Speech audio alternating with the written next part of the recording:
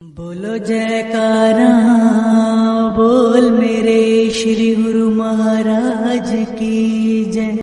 सौभाग्यशाली गुरुमुखों, मानव जैसा कर्म करता है वैसा ही फल पाता है। कोई किसी के लिए यदि भलाई करेगा तो उसका अपना ही भला होगा। यदि कोई किसी की बुराई करेगा तो उसे मानो वह अपने लिए ही दुखों के बीज बोएगा।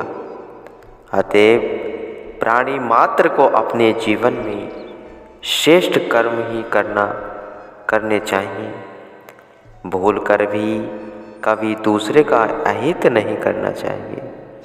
कहावत है कि अगर कोई किसी के लिए गड्ढा खोदता है तो वह पूर्व स्वयं ही उसमें गिरता है।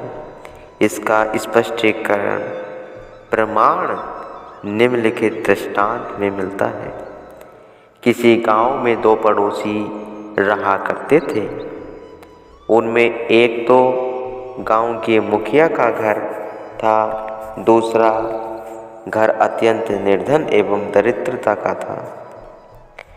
मुखिया का घराना तो धान्य से संपन्न और सुखी था।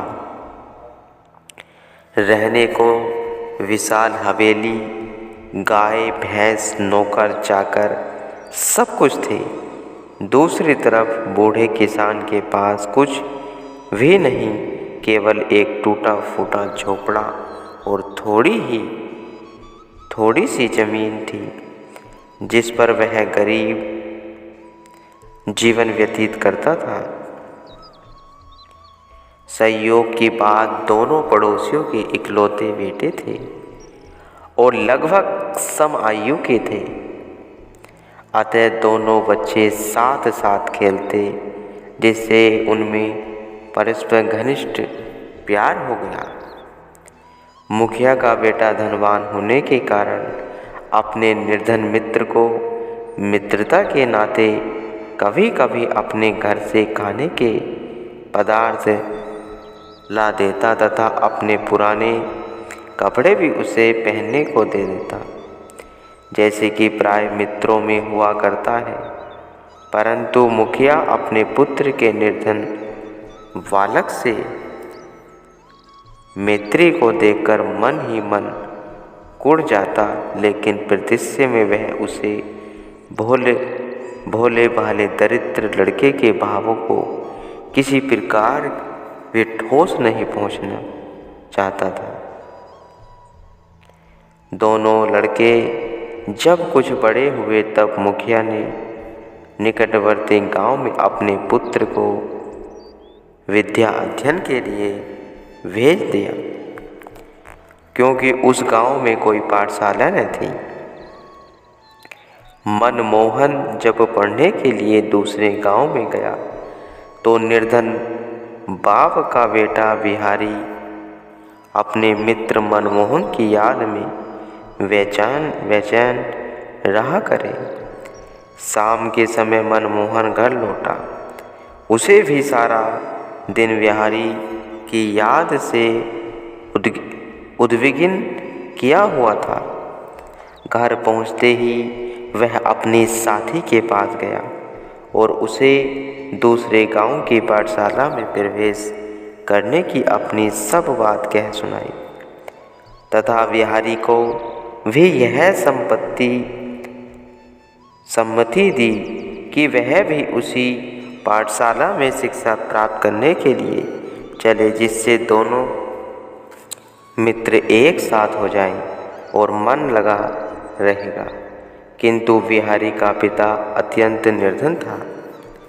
वह पाठशाला का शुल्क वह पुस्तकों को खर्च आदि दे सकने की सामर्थ्य नहीं रखता था।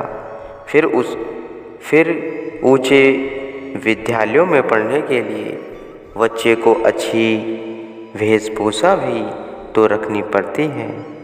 बिहारी के एक बार कहने से तो उसके पिता ने साफ इनकार कर दिया, परंतु जब वह बार बार आग्रह करने लगा तो उसका पिता पुत्र का मन रखने के लिए सहमत हो गया। दूसरे दिन पिता बिहारी को बिहारी को साथ लेकर दूसरे गांव की पाठशाला में गया। वहां जाकर उसने अध्यापक को अपनी सारी स्थिति स्पष्ट शब्दों में कह सुनाई। अध्यापक दयावान था, अतः उसने बच्चे को निःशुल्क पढ़ाना स्वीकार कर लिया तथा कुछ पुरानी पुस्तकें भी उसे पढ़ने के लिए दे दी। अब मनमोहन और बिहारी साथ साथ विद्या अध्ययन करने लगे। मनमोहन तो उजले वह बढ़िया कीमती वस्त्र धारण कर और नई नई पुस्तकें एवं मखमली बस्ते में डाल बगल में दबा हुए होता था और बिहारी फटे पुरानी चीथड़ों में लिपटा हुआ वह मैले थैले में पुरानी पुस्तकें डाले पाठशाला जाता था। फिर भी विलक्षण मस्ती रखने वाला बिहारी आध्यात्मिक की आंखों का तारा बन गया, जबकि मनमोहन धनाढ्य होने पर भी उन्हें इतना प्रिय न लगता था, क्योंकि वह मंद बुद्धि वह चपल प्रकृति का पढ़ने में असावधान रहता था। बिहारी वैसे भी तीव्र बुद्धि वाला, होनहार, सरल स्वभाव वह भद्र एवं विनय संपन्न लड़का था। परिणाम यह हुआ कि समस्त अध्यापक मनमोहन की अपेक्षा बिहारी से अधिक स्नेह रखते और उस पर कृपा भी करते। मनमोहन को तो पढ़ाई में कमजोर होने के कारण पाठशाला में प्राय मार पड़ती, जबकि बिहारी को आशीषित योग्यता के कारण अध्यापकों से पुरस्कार भी प्राप्त हो करता। इतनी विषमता होने पर भी दोनों मित्रों में परस्पर स्नेह के तार लंबे ही होते गए। वे पूर्वतः हार्दिक प्रीति करते। इसी प्रकार 2-3 वर्ष निकल गए। समय बीतने पर परीक्षा के दिन आए। परिश्रमी विद्यार्थी बिहारी तीव्र बुद्धि होने के कारण विद्यालय में सर्वप्रथम रहा और मनमोहन मंद बुद्धि होने से असफल हुआ। किंतु जब मनमोहन के पिता ने बिहारी के सर्वप्रथम आने की एवं अपने पुत्र के अनुत्तीर्ण होने की बात सुनी, तो उसके हृदय में पूर्व संचित ईर्षा अग्नि प्रचंड हो उठी। वह तो पहले ही निर्धनता के कारण उससे द्वेष रखता था तथा अब कहने लगा कि निर्धन बिहारी की संगति ने मेरे लाडले पुत्र को बुरा बना डाला है। वाह, भला यह कैसे हो सकता है कि निर्धन पुत्र सर्वप्रथम आए और धनवान का पुत्र असफल रह जाए। इतना कहता कहता आग बबूला हो उठा। क्रोधावेश में उसकी मनोवृत्ति ने पाशविक रूप धारण कर लिया तथा उसने बिहारी के प्राण हर लेने की योजना बना डाली। तत्पश्चात उसने गांव के एक जल्लाद को बुलाकर उसकी मुट्ठी गर्म करके उसे यह नीच कर्म करने को बाध्य किया। जब स्कूल से दोनों बच्चे लौट रहे हों, तब मार्ग में तलवार के एक ही बार में बिहारी का सिर धड़ से अलग कर के मेरे पास ले आना, तब मैं तुझे और भी बहुत पुरस्कार दूंगा। सच है, धन का लोभ मनुष्य को अंधा कर देता है। जल्लाद भी लोभाघीन हो गया। उसने मुखिया से कहा कि मैंने तो दोनों बच्चे को किसी को देखा तक नहीं, सो मैं कैसे पहचान पाऊंगा कि मनमोहन कौन है और बिहारी कौन है, तथा आप यह भी बता रहे हैं कि दोनों अवस्था में एक समान हैं। मुखिया ने उत्तर दिया, हमारे मनमोहन ने तो नीले रंग का रेशमी कुर्ता और धारीदार पाजामा पहन रखा है तथा वह पैरों में काले बूट वह बगल में मखमली बस्ता लिए होगा। इसके विपरीत बिहारी खच्चर का मैला कुचैला कुर्ता वह फटा पजामा पहने तथा बगल में फटा पुराना बस्ता पकड़े होगा।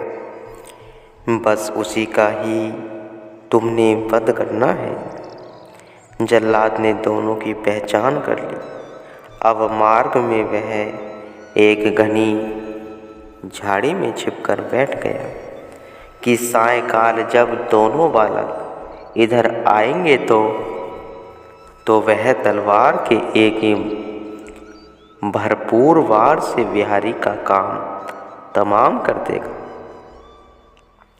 उधर भगवान की अनोखी लीला देखिए कि जब दोनों मित्र पाठशाला से अवकाश पाकर घर की ओर चले तो मनमोहन के अंतकरण में अपने निर्धन मित्र के प्रति दया उमड़ आई। दिल में सोचने लगा कि एक मैं हूँ कि मुझे किसी प्रकार की कमी नहीं। पहनने को रेशमी कपड़े, बिछाने को मखमली गद्दे, वह खाने को स्वादिष्ट भोजन, नौकर चाकर आदि सब भगवान ने दे रखे हैं, किंतु एक बुद्धि का धनी नहीं हूँ। इधर बिहारी इतनी कुशाग्र बुद्धि का बालक है जिसकी अध्यापक प्रशंसा करते रहते हैं, आगाते हैं। प्रशंसा करते करते नहीं आगाते। बेचारे की निर्धनता अवस्था मुझसे तो देखी नहीं जाती।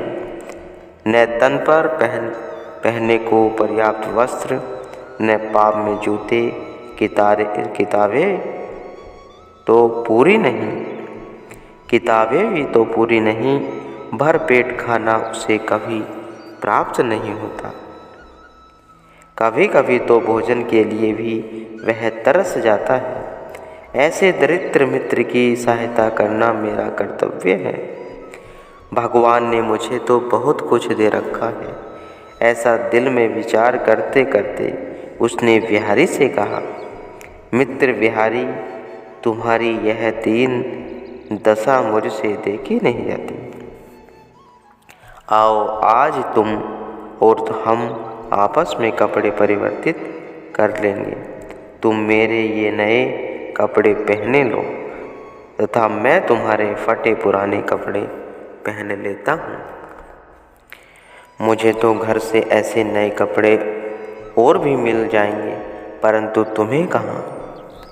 इस पर बिहारी ने आपत्ति की, तुम्हारे पिताजी धनाढ्य हैं, बड़े आदमी हैं, ऐसा देख वे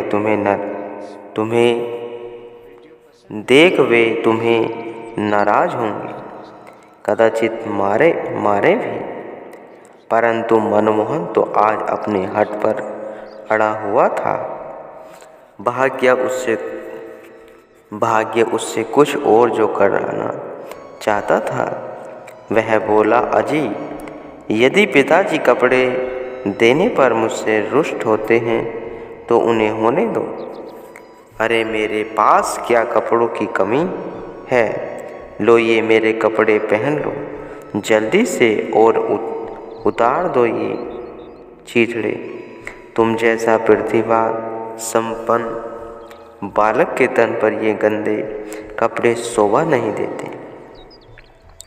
लाओ जरा हम भी आज गरीब वेश धारण करने का आनंद ले लें। यह कहकर मोहन ने वरवश अपने बढ़िया कपड़े बिहारी को पहना दिए तथा बिहारी के मैले फटे कपड़े स्वयं धारण कर लिए। इसके बाद उसने अपने काले रंग के बूट रेशमी फीतों वाले भी बिहारी को पहना दिए और अंत में अपना मखमली बस्ता वे नई किताबों सहित विहारी को देकर उसका फटा बस्ता स्वयं थाम लिया। इसके बाद दोनों मित्र हंसते खेलते घर की ओर चल दिए। दुष्ट जल्लाद साहूकार के धन के लोभ में बंधा हुआ झाड़ी में छिपा बैठा था कि दोनों बच्चे इधर से गुजरेंगे तो वह गरीब बिहारी के प्राण ले लेगा। हमरे मन कछु और है, विधना कछु और, वाली कहावत यह अक्सरस घटित होती है। जल्लाद को क्या मालूम था कि बच्चों का रंग ढंग भी बदल चुका है। उसने तो बस यही पहचान याद रखी थी कि बढ़िया वस्त्रों और काले बूटों वाला मुखिया का पुत्र मनमोहन है और गरीब वेशभूषा धारण किए हुए बिहारी है। अब दोनों बच्चों के पास से गुजरने पर वह झाड़ी में से एकाएक गुजरते हुए भयानक भूखे भेड़ों की भांति उन पर झपटा और जो उनमें मैले वस्त्र पहने हुए था उसे उसने एक ही बार से मौत के घाट उतार दिया। दूसरा बालक भय के मारे चीखता चिल्लाता एक और को भाग पड़ा, परंतु जल्लाद ने उसका पीछा नहीं किया। मारे जाने वाले बालक के सिर वह लहू से भीगा खंजर उठाकर आया और आन की आन में कटा सिर मुखिया की गोद में ला पटका। मुखिया ने जब अपने प्रिय पुत्र का कटा हुआ सिर देखा तो उसके मुख से निकला कि हाय जाली, यह क्या किया तूने? हाय मेरा लाडला बच्चा। और एक दर्द भरी चीख के साथ उसके हृदय की धड़कन मंद पड़ गई। दुष्ट ने अपनी करनी का फल पा लिया था। यह किसी ने सत्य ही कहा है कि जो दूसरों के लिए गड्ढा खोदता है वह पूर्व स्वयं उसमें गिरता है। बाज के निष्ठुर आक्रमण से बचकर निकल आने वाले सहमे हुए चिड़िया के बच्चों के सदस्य बिहारी थरता और कांपता हुआ घर पहुंचा तथा पिताजी की गोद में गिरकर निश्चेष्टा पड़ गया। उस गरीब को क्या मालूम था कि आज विधाता ने एक बुराई सोचने वाले को बुरा का कितना भयानक परिणाम दिखला दिया। भावार्थ यह है कि प्रत्येक मनुष्य अपने कर्मों का स्वयं ही उत्तरदायी है। किए हुए कर्म के परिणाम से किसी भी रूप में कदापि कोई भी व्यक्ति बच नहीं सकता। कर्म फल तो ऋषि मुनि तक बच तक न सके तो फिर क्या एक साधारण मनुष्य की तो बात ही क्या है। इसलिए संत महापुरुष जीवों को वर्तमान में श्रेष्ठ कर्म करने की प्रेरणा देते हैं तथा यह भी शिक्षा प्रदान करते हैं कि दूसरों के लिए सदैव शुभ भावनाएं रखनी चाहिए। जैसे कि ऊपर प्रसंग में बताया गया है कि तुम दूसरों के लिए फूल बोओगे तो तुम्हें फूल ही मिलेंगे। अतएव सबके प्रति श्रेष्ठ भावना होनी चाहिए, क्योंकि महात्मा तो एक ही हैं जो सबके हृदयों में विद्यमान हैं। अतः दूसरों को भी अपनी आत्मा के रूप में समझकर समभाव से व्यवहार करना चाहते हैं गुरुमुखो।